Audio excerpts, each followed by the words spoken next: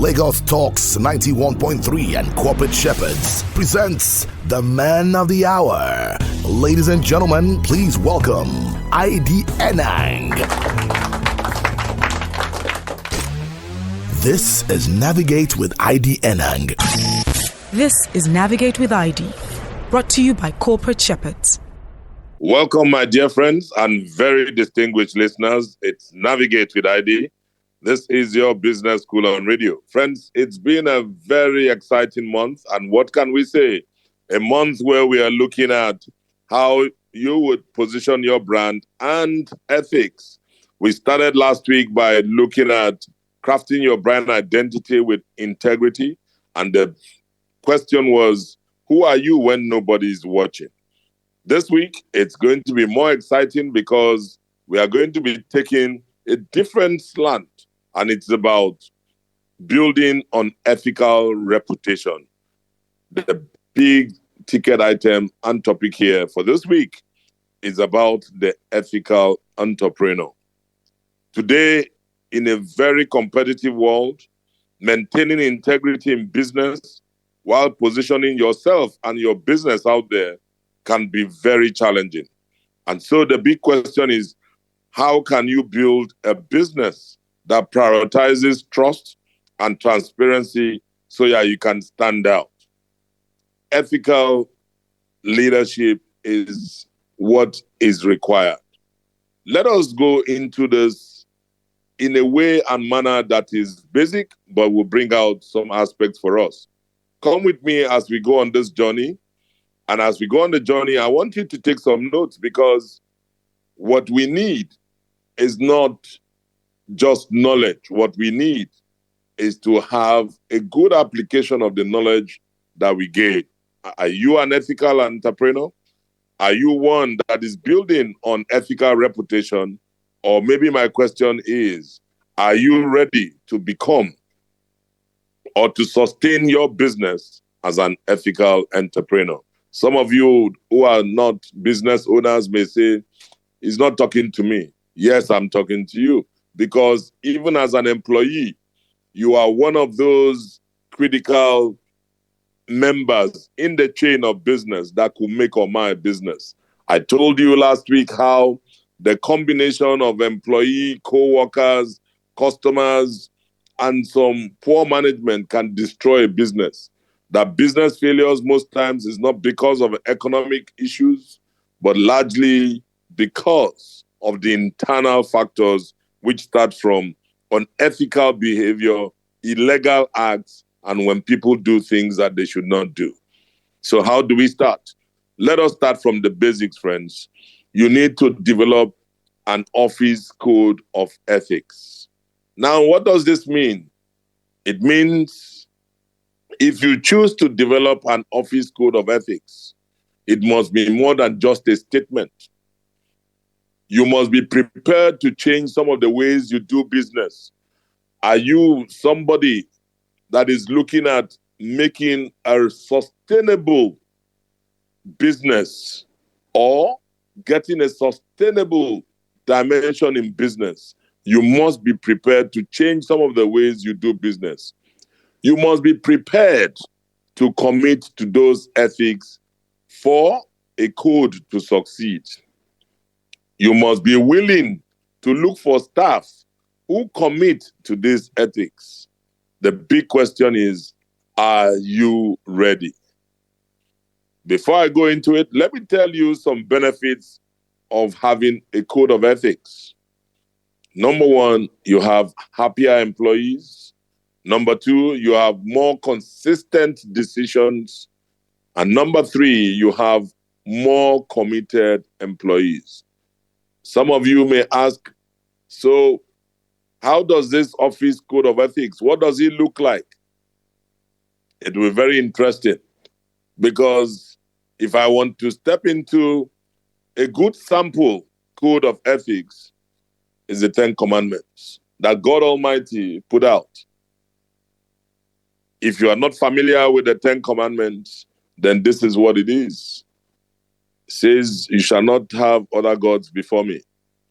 You shall not make for yourself a carved image, any likeness of anything that is in heaven above, or that is in the earth beneath, or that is in the water under the earth. That's the second commandment. The third one says, you shall not take the name of your Lord God in vain. The fourth one, remember the Sabbath day to keep it holy. The fifth one is honor your father and your mother. The sixth, you shall not murder. The seventh, you shall not commit adultery. The eighth, you shall not steal.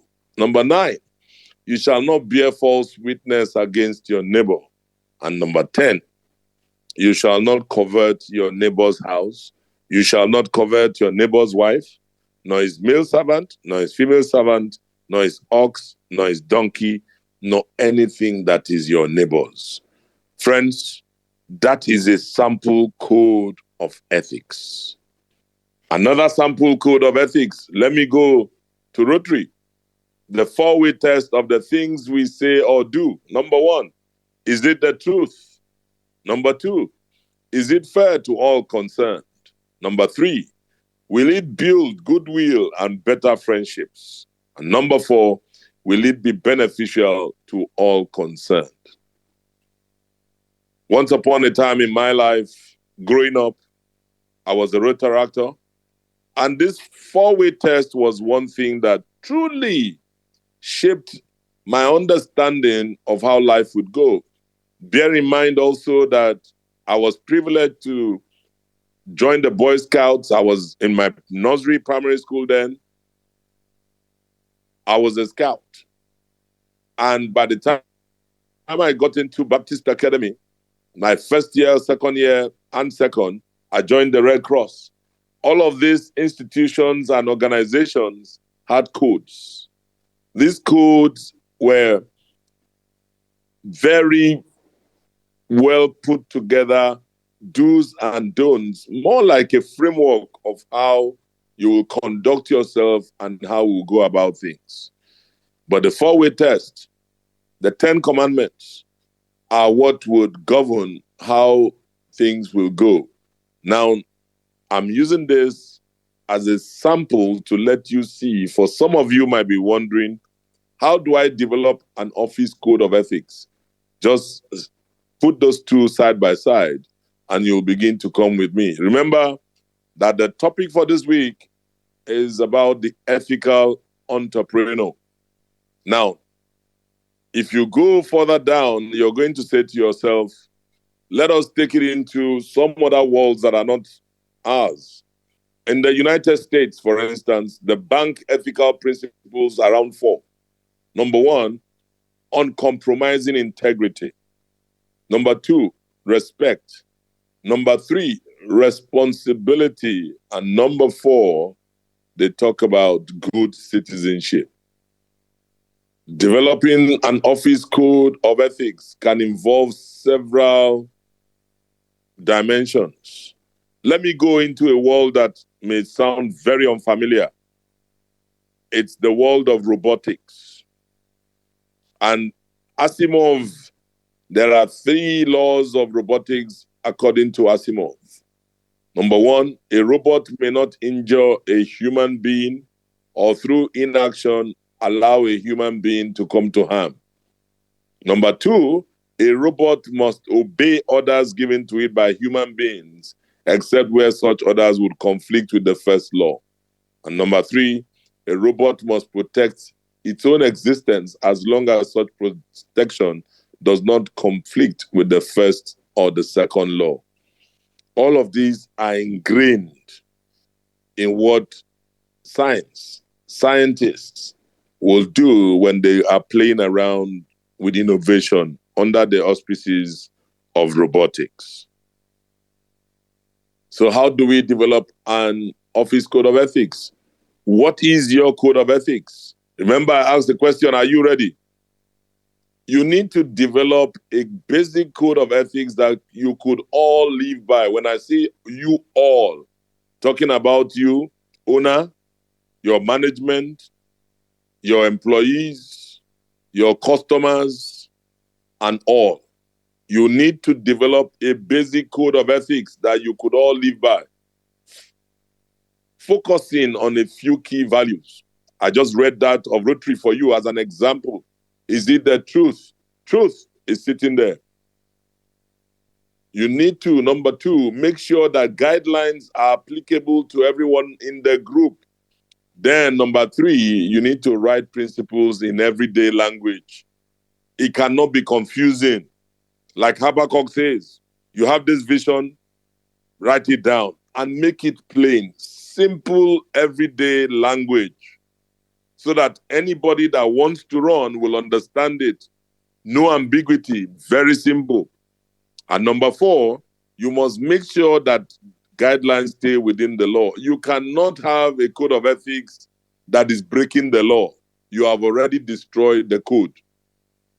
So you want to be an ethical entrepreneur? Many of us that are running businesses and doing private businesses and personal businesses and business of businesses that do not have code of ethics, you're already destined to walk away from sustainability. There's no way your business can be sustainable. I've given examples of companies I've had the privilege to work for gracefully. I've told you all about my forays in Guinness, at Guinness, started my career at Guinness, Nigeria. I moved from Guinness to Coca-Cola, the Coca-Cola company. And of course, I moved from Coca-Cola to Cadbury. From Cadbury, I moved to Samsung Electronics, and from Samsung to L'Oreal, the beauty giant. All of these companies, go check the years they were set up. Coke, 1886. I mean, look at centuries after, we are still talking about these companies because somebody rose up one day to be an ethical entrepreneur and wrote those things down. If you want to build into the future and you want to talk about sustainability, I know these days is about ESG, environment, sustainability, and governance. Friends, sustainability, what keeps all of that is ethics. Ethics, ethics. Let me give you what I consider to be 22 keys to an ethical office. So if you want to build an ethical office and you're an ethical entrepreneur, let me give you 22 keys. Number one, see things as they are, not as you want them to be. Number two, lead by setting an example of good ethical conduct and good ethical problem-solving skills. I wish I could take each one, each key, and open it up. Number three, never give the impression that you don't care that improper actions are taking place. This is where management looks the other way. Number four, commit to being involved in the process. Number five, anticipate ethical conflicts. We are human beings. There must be conflict. In fact, most businesses have ethical conflicts, and they are called ethical dilemmas. I will come to that in the course of this whole series. How do I deal with ethical dilemmas? You must anticipate them. Number six, communicate well. No ambiguity. Be clear.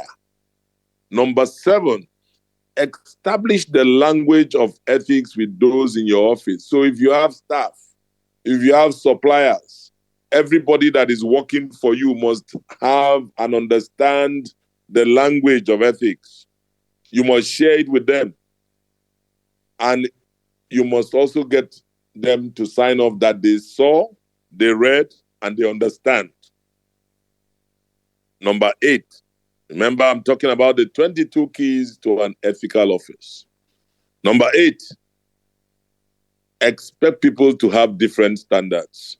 I mean, just look around you and look at the people around you. You'll see different kinds of nose, different noses.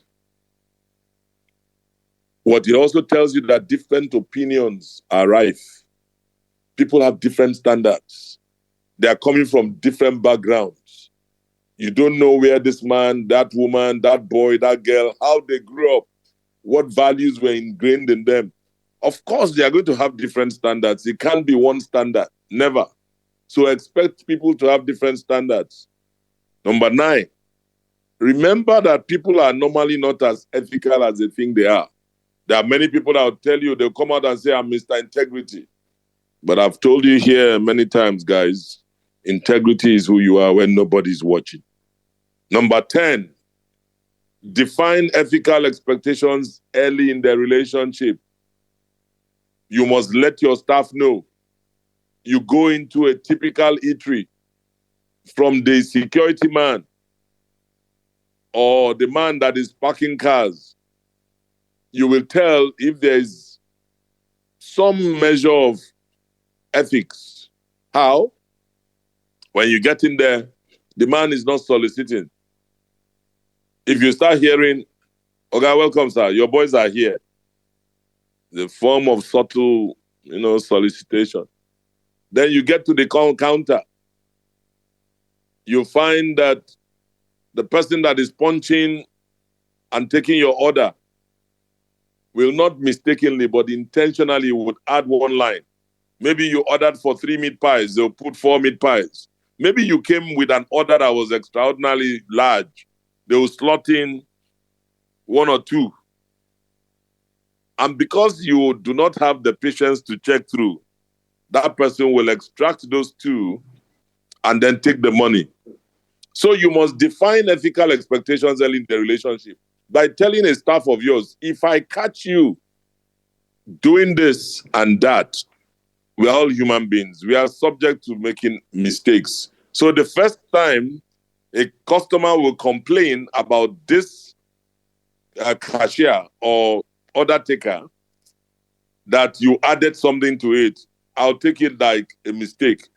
If it ever happens again, you are gone. So you have given the yellow card, and then the next time is a red card. But if you don't define it, people will do what they want. And that's number 10, telling you the 10th key. The 11th key, support your boss's efforts to uphold high standards for ethical conduct. Communicate about ethics and solve ethical dilemmas. Number 12, you have to be patient with each other. I hope you're following me, friends. These 22 keys, you want to be an ethical entrepreneur? Rome was not built in a day. When you see everybody running around, government is saying we want entrepreneurship is the way, a lot of smooth talking, motivation speakers, people will come out and say, I'm a serial entrepreneur. Once they say that, oh yeah, I will do. Those ones, many jagudas are running around, ethical serial entrepreneur, one more do. They are just jumping and hopping from one place to the other, cheating people here, doing this there. Mugbamoya. But when you want to really show that you are a master of the game, you must be known for something. You shouldn't be everywhere. Consolidate in one space, and after that, you can now venture out.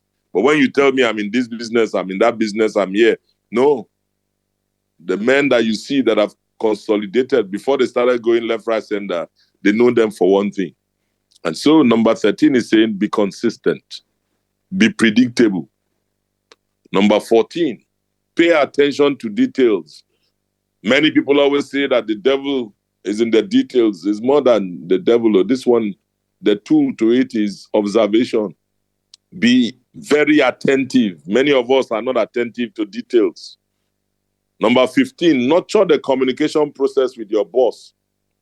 Number 16, I love this. Ask lots of questions. Question, question, question. Question anything and everything. That is where you will unearth, it will even help you as the owner of the business. When you have staff that are asking questions, don't gag them because they are opening up something that you missed out. Sir, why are we going this way? You would then explain to them. And they might tell you, sir, that thing you're asking us to do, this is a problem that will come out of that action. You are not on the floor. They are on the floor. They understand how slippery it is. You are, Oga, when you come, the floor is solid, but they are there every day operating and it's slippery. So they are asking questions to say, why are we using this type of soup? You shut them down. Say, shut up, my friend, go away from there.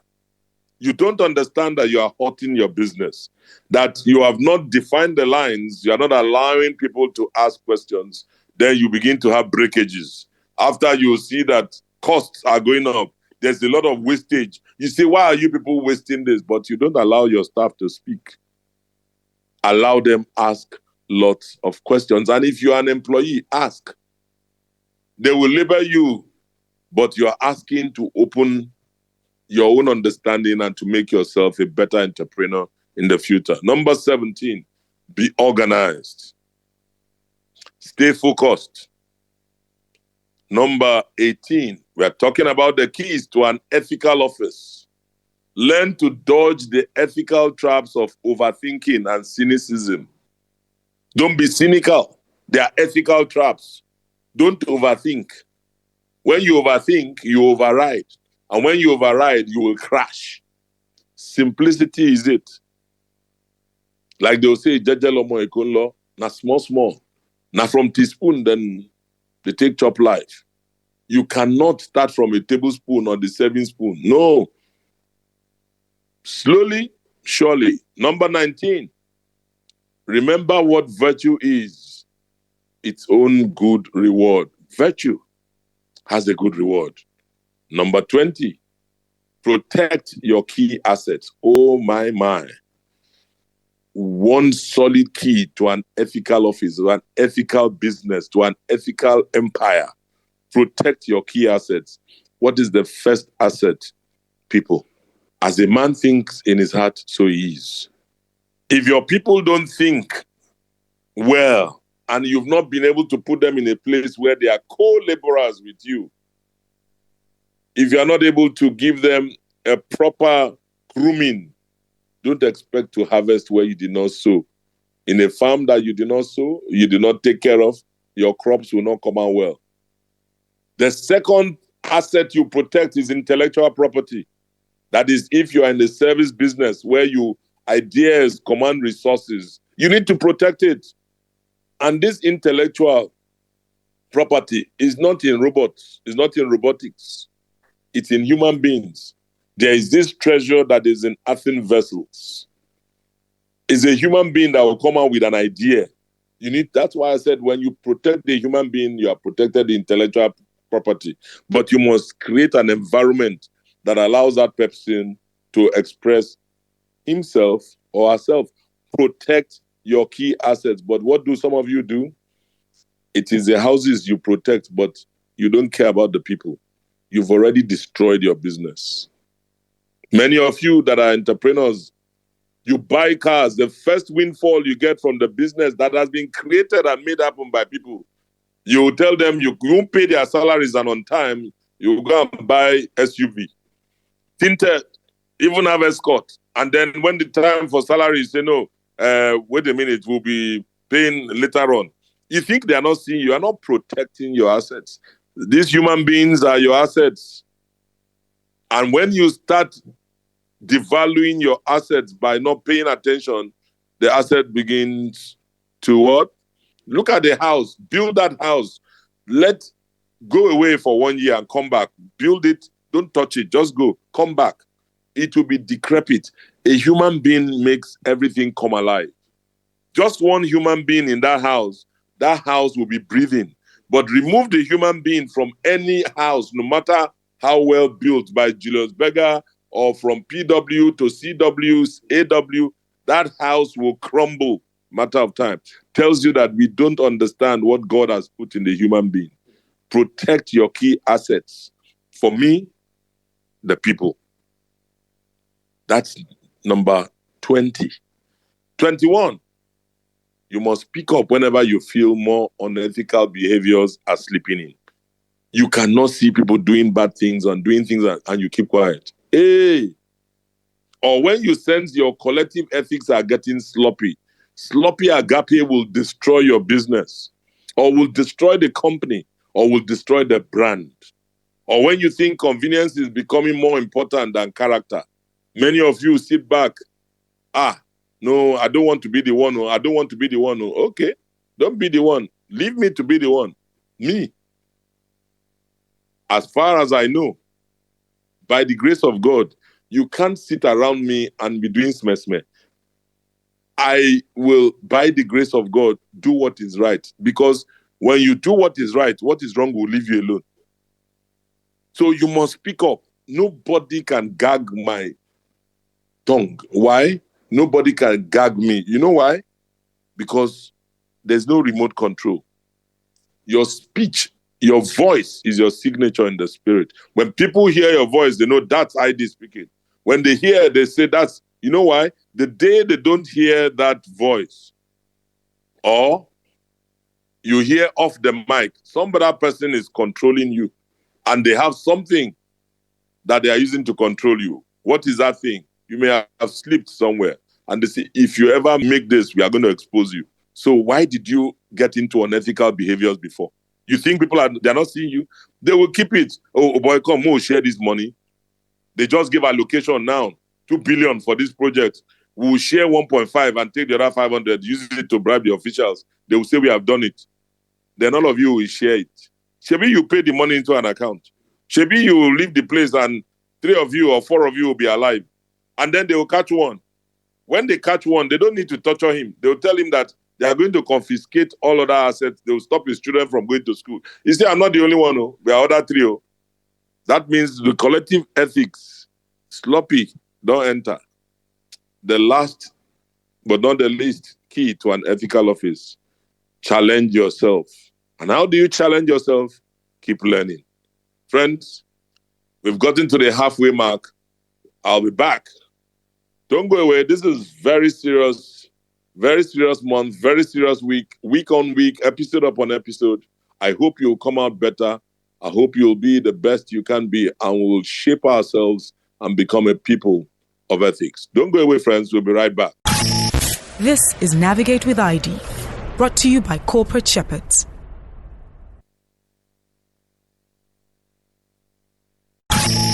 This is Navigate with ID, brought to you by Corporate Shepherds. Welcome back, my dear friends. And if you're just joining us, it's Navigate with ID, your business school on radio. Friends, if you went with us in the first half, oh my world, you probably missed a lot. But, like in everything, there's always room for us to have a rehash. But I can guarantee you, I can't go through the 22 keys just here and now. Just remember that track, Here and Now, Luther Vandross, I think. Don't mind me, that's a distraction. Scratch. Now, we're talking about building an ethical reputation. And this week, we'll be looking at the ethical entrepreneur. I'm doing this as a way to let those that have just joined into this beautiful program, which I welcome you again. For those that are listening, we're on track. In a competitive world where maintaining integrity while positioning yourself out there can be very challenging. I mean, trust me, it can be extremely challenging. We know. The question is, how can you build a business that prioritizes trust and transparency so you can stand out and you can remain sustainable down the road, sustainable profit, a sustainable business, and a sustainable empire? This is a decade or period where they talk of ESG, new coinage, environment, sustainability, and governance. Very interesting. We're not talking about ESG, but we are looking around ethics. And I can tell you, it's been an interesting ride so far. Well, just by way of recap, one of the things I did say was, I'll just go smack into looking at the opening and let you see that many times over, we tend to get ourselves into some form of ethical dilemma or not, especially those of you that want to run businesses. If you're going to run a business, the big question I asked was, are you ready? And I then went on to say, this is how you can develop an office code of ethics. Number one, if you choose to develop an office code of ethics, it must be more than just a statement. Number two, you must be prepared to change some of the ways you do business. Number three, you must be prepared to commit, underline the word, commit, just like you underlined change. Commit to those ethics for a code to succeed. And number 4, you must be willing to look for staff who commit to these ethics. If you do that, I have 3 benefits of having a code of ethics for you. Number 1, happier employees. Number 2, your decisions will be more consistent and they will deliver. And number 4, you'll have committed employees. Now, we took that on, and then I went into the space of reeling out different sample codes of ethics. I used the 10 Commandments as one. I used the Rotary, the 4-way test of the things we say or do, as another sample. And if you are part of that, good. But the big kahuna was when I unveiled what I call 22 keys to an ethical office. And the first one, I said, see things as they are, not as you want them to be. Bagam. The second one was lead by setting an example of good ethical conduct and good ethical problem-solving skills. I cannot go through the 22, but I'll go through what the last one or the last 3. That is key number 20. I said, protect your key assets, which is people. 21, speak up when you feel more unethical behaviors are slipping in. Many of you keep quiet. Or when you sense your collective ethics are getting sloppy, or when you think convenience is becoming more important than character. Convenience versus character, which one is more important? You decide, let me be with the boys. Convenience. Your character has just gone out of the window. Finally, I said, number 22, challenge yourself. And how do you challenge yourself? You keep learning. So I gave 22 keys to an ethical office in the first half. Now, this second half, I want to delve into, maybe I should start by giving you an assignment, maybe the assignment will be very simple. I want you to identify 3 areas of concern. That is typically questions answered with yes or no.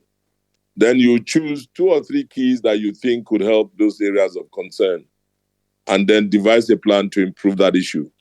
If you were listening through with me with the 22 keys this assignment is for you. If you are not, I'll see if my team can pull this out and drop them, somewhere where you can see. And if you are able to take this and it's a serious concern for you, you can always send a message to me. My handle across all the platforms is at IDYENANG. You and I can have a chat about it. Those areas of concern, the 2 or 3 keys that you think could help, those areas of concern, and then how you devise a plan. I'll be willing to help you. But just note that you'll give me somewhere between 24 to 36 hours to respond. These days that I'm just sitting back and trying to put things together, to give my father a befitting burial, and that in itself is consuming a bit of my time. So pardon me if I come back later than the 36-hour mark I've set. I'm just human. But this is to help you build an ethical business. All right? So let me do something which is going again, like I said, we're going into the basics. The essence of taking you through this business school is to teach you. And in teaching you, there are some tools I'll make available. What I want to share with you now is a model overview, which is centered around basic decision-making tools. Very basic. Some of you will be very angry with me that I'm making this very basic. Don't be angry. That you know does not mean others know. And we must carry everybody along. I come from that part of the country where we eat periwinkle. And if you know how periwinkle is sold in the market, both good, bad, and all, they put all together. We call it mfi in my language, periwinkle. When you go to buy mfi or periwinkle, the woman that is selling, will take the cup. How many cups do you want? Pick them, piam, they'll put them in water, you get home. And then it is at the point of extraction, you chop off the back, the front, there are certain ways, and then what will happen? They throw into the fire. There's no selection because the shell is hard. In some other cases, some people will tell you, remove the shell, then you pay more. They help you remove the shell. But this is where I'm going. By the time the periwinkle is cleaned and then put into water and boiled, when do you know that a periwinkle is bad? When you have to suck it and do. When the thing enters your mouth, you say, this one is not, you spit it out. That's the one that is a bad one. So this principle I'm showing you is really coming from the home or the house of periwinkle. Some of you that already know what I'm going to say, don't be angry. Those of you that know or do not know, follow me and follow the process. So let's look at them in 3 phases. The first phase is what I titled problem identification. Problem identification. And there are 3 things, 3 elements of it. Number 1, you must identify the apparent problem. That's number 1. Number 2, you must seek and analyze the causes. And number 3, you then define the real problem. You know, whenever people have businesses, many times they chase shadows. They leave the substance and they begin to follow shadow. It's because they've not gone through problem identification. So I'll give you an example. You notice that the number of customers have reduced that come into your outlet. Maybe the footfall in a day used to be about 100 customers at least who come into your store. All of a sudden, they turn to 50. How do you know? If it's a restaurant, by a certain time of the day, between 10 and 2, people will be struggling for spaces where they will sit. So all of a sudden, that 10 and 2, there's so much space, and when people come, there's something wrong. That is identifying that there's a problem. Now, the next stage is not for you to start beating people. No, you will then seek and analyze the causes. What could be the cause of this? The first thing to do is to even go to the people that are sitting down and that are your customers and say, customer, I've not seen you. The last time I saw you was like 2 months ago. And the man will say, oh, sorry, I stopped coming now because your security does not allow me park my car. And each time I come, he demands money from you. That is happening under my watch. I'm so sorry, sir. I will deal with it. That is one aspect. Another one can tell you, madam, I stopped coming to your restaurant or your store because your staff, they over-invoice. Whenever I come, they will tell me there's no receipt, but they will give me a POS. And on the POS, when I look at the name, it's not the name of your company. Neither is it your name. It's a strange name. When I ask them, they say that's the name we are using. So, madam, you are seeking and you are analyzing the causes. By the time you seek and you analyze, you then get to the point to say, Temibami, my own don't catch me. You'll be able to define the real problem. The real problem is that you don't have a code of ethics. The real problem is that you have not defined what your code of ethics is. The real problem is that you have Alibaba and the 40 thieves working for you. Your staff are stealing you dry. Now that you can trace it, you can go back. The real problem is because you, as the owner of the business, you do not have a code of ethics. Because if you do, both customer, both staff, everybody, you'll be teaching them, this is how we do business, this is what we do. Anything contrary to this is against the rule of engagement. That's phase 1. Phase 2 is about decision making. When you get to phase 2, you need to now identify alternative solutions. So how do you cope some of those things that can happen? So for example, your staff, they've been instrumental to some customers not coming because of, high-handedness, sharp practices. You want to introduce technology. So that could be a place where you say, okay, I'm going to have some cameras, all right, where I can sit in my office, and from there, I'll see what is happening live from the GM, the person you call your GM, to where the store, when they deliver goods, then to the shop floor itself, whether you are selling fabric, whether you are selling food, whether you are selling commodities, or whether you are offering services. This example happens to you all.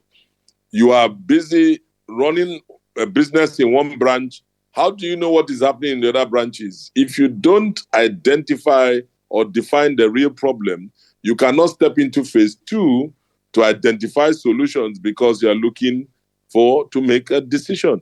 It is when you identify alternative solutions, you will then choose the best solution. What is the best solution? The best solution is the one that delivers a win-win. What is a win-win? You win the customer and you also win your staff. They are very key. You are letting them see that this thing we are doing, if we continue at this rate, this business will not exist in 6 months. And you let the customer know that if you keep enticing and then doing these things at the back end, you will not be able to give you good quality service, or whether it's food, whatever it is, it's a win-win. Let's step into phase 3. Phase 3 is about planning and organizing. You wonder, again, what are we talking about? I'm giving you a model overview, basic decision-making tools. Phase 3, planning and organizing. Remember that, you've been able to go through the process of identifying an apparent problem. You've sought and analyzed the causes. You've defined the real problem. You've identified alternative solutions. And then you've chosen what you consider to be the best solution. Now is the time when you want to plan a course of action. In planning the course of action, you will be putting consideration into the hows, the whats, and the when. Why? Because when you plan a course of action, there must be implementation. And part of implementation, the end of implementation is measurement. Without measurement, you will not even know if it is working or not. And so, friends, what does that lead us to? It leads us into another short perspective. So what I've given to you is a longhand of a model. Let me give you another model that is a shorthand. When I mean shorthand, meaning another perspective. Another perspective speaks to a perception definition analysis, where you are perceived that something is not going right. And so you then go through analysis. So perception, you perceive that this thing is not going right based on X, Y, Z. Definition, you are able to pinpoint what it is. And pinpointing it requires you to do some deep analysis. When you finish that whole process, which I call PDA, the next major step is go, no go. That's about decision. Do I go or not? Go, no go, GNG. And after you decide go, then you'll start going into the alternative generation, evaluation, and measurement, and then your decision. So decision-making, go, no go, is a very critical component. But let me unpack that, going back to where we started with phase 1. Remember, I said to you that in phase 1 is problem identification. So let me try and unpack it. And I hope we're able to finish that today. If we're not, there's Thursday, we'll continue. It's a business school. Come with your notepad, come with your parchment, come with your pen. And this is where you can get the basics. That is all, I trust God to be able to transmit to you, to help you be a better employee, employer, management, or owner, whichever one. Stage 1, we are talking about that part in phase one. Remember, phase one is identifying the problem. So the question is there a problem? Where is the problem? Whose problem is it? What are the symptoms? Remember, I gave you an example of your customers. All of a sudden, you notice maybe between 10 and 2 peak period, you normally have a house full. All of a sudden, the house not full again. You have quarter house. Is there a problem? Yes. Where is the problem? Whose problem is it? And what are the symptoms? In the same phase one, you have to look at the purpose of the perception and the steps that you are taking. So let me give you an example. You can choose, when we look at the purpose of the perception, I just finished by telling you about unpacking perception. That is there a problem? Where is the problem, or what is the problem? Whose problem is it? And what are the symptoms? Now, the purpose of that perception phase is, one, to surface an issue. When you surface an issue, you must make it okay to discuss it. You must allow people different points of view. You must avoid perception wars. And then you must get the group to agree to work on the problem. What are the steps that you need in that phase? You must make that problem legitimate. If not, people will think you're not serious. Number two, you must ask, how does the problem feel, and what is the kokoko? What is kini wala gongo? What is the real problem? Gong. You must knock it in by asking. Then you must then identify the best, the worst, and the most probable situation. Let me tell you what I do in my own way of thinking. Whenever I'm faced with a problem, I always think of two pathways. If I'm about to take a decision or I'm anticipating that something is going to happen, the first thing I think of is the best case scenario and the worst case scenario. And I say to me, what's the worst that can happen on this matter? Then I prepare my mind that, the worst that can happen is I'll lose money. How much? Maybe 500,000. What is the best that can happen? That I'm going to gain new customers and this. So I can determine this choice I'm about to take will make me lose 500. Am I ready to lose 500,000? If the answer is yes, for me to risk going into this to get a lot more customers, then I will go for that which I think is the best probable solution. Now, the final thing I'll ask in this phase is, whose problem is it? Gong. Because sometimes the place you are looking is not where it is. It's just like this happens a lot with partnerships. Many times we are suspecting the partner or your partner that your partner is the one doing you in. Just like in marriage, they'll say, my mother-in-law is the one, or she's behind, or one family member. There's no family member. You are the one doing yourself. Look in the mirror. Because of your acts and prejudices, it would take somebody inside to make somebody outside come in. A man's enemies are members of his household. Whose problem you need to identify many times is your guy's problem. Your guy is the problem. I remember a time many years ago when I sat my staff down at Corporate Shepherds, and I said, guys, early year that we're starting then, we all, Esther, Fola, all of us were about 5 in the room. Tracy, Wale, we all sat in the room and I said, okay, time has come. It's the beginning of the year. Let's do some unpacking. Let's come, as you know me, guys, open ticket, blank check.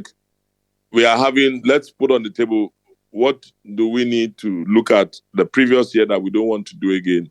Or some practices that are not helping us grow. And I said, if I'm the problem, tell me.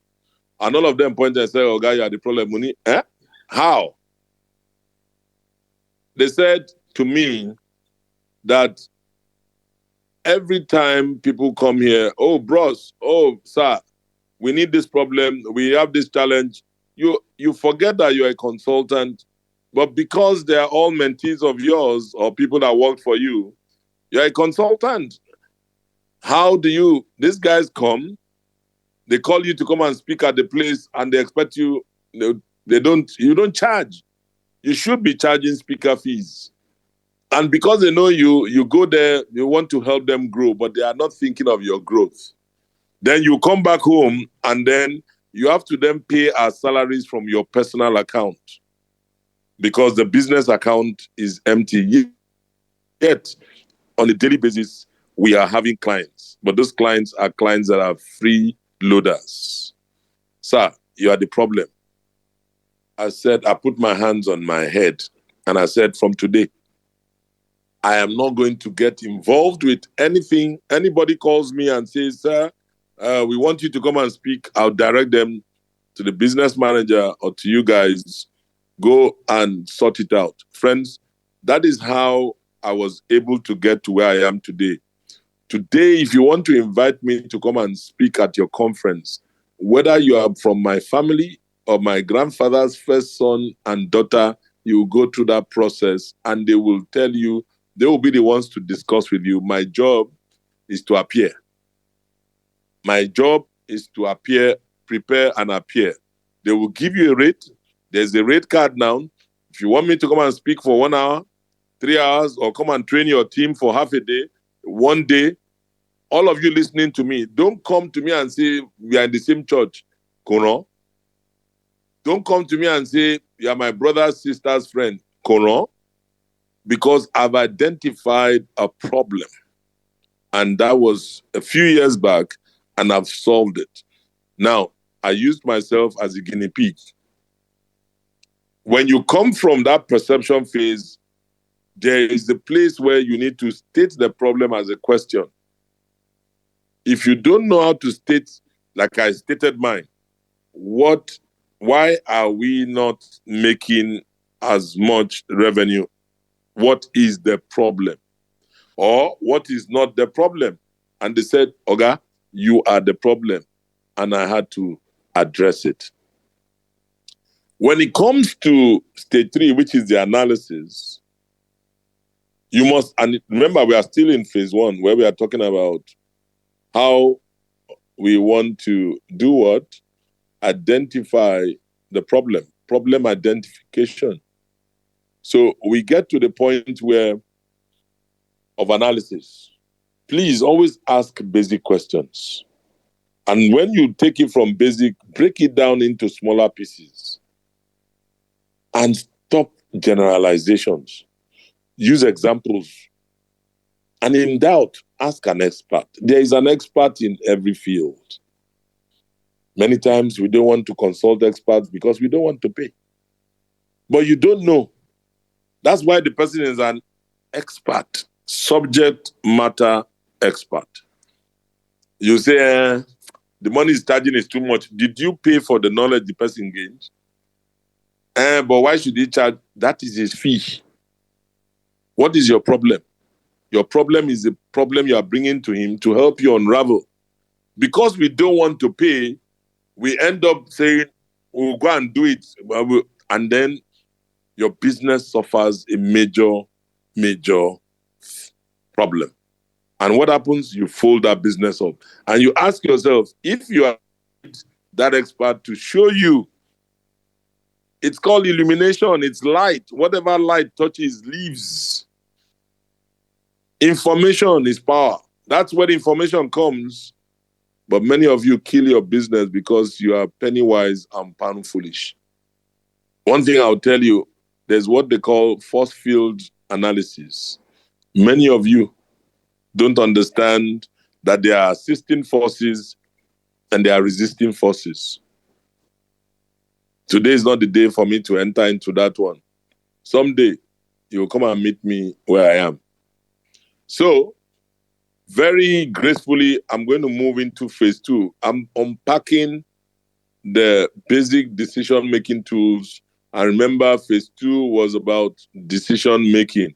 Phase 1 was about problem identification. Phase 2 about decision making. Now, there are methods of driving this, but friends, if I start this phase 2, there is no way, because time isn't our friend. But let me give you a tip. When you get to phase 2, where you talk about decision making, we'll be looking at creative thinking methods, such as brainstorming. And so when we come back on Thursday, I'm going to lead you on this path. Don't miss it. It's 3 p.m., this beautiful station. I'll unpack and show you if you have a problem. For example, your revenue is down by 10%. How can you drive creative thinking methods? One of such is brainstorming. How do you go about it? Who do you invite? And where do you take it to? Because at the end of the day, we are looking at building an ethical entrepreneur. Thank you so much, friends, for listening. If you have any questions, send me a quick email, contact@navigatewithid.com. And if you feel graceful enough, you can follow me on any of the social media platforms, from Instagram, Facebook, X, and of course, LinkedIn. My handle is @IDYENANG. And for LinkedIn, it's my first name @yahoo.com. That will give you access. If you don't know, you don't know. If you know, you know. Get you on Thursday. Enjoy the ride, friends, as we go on this fantastic voyage.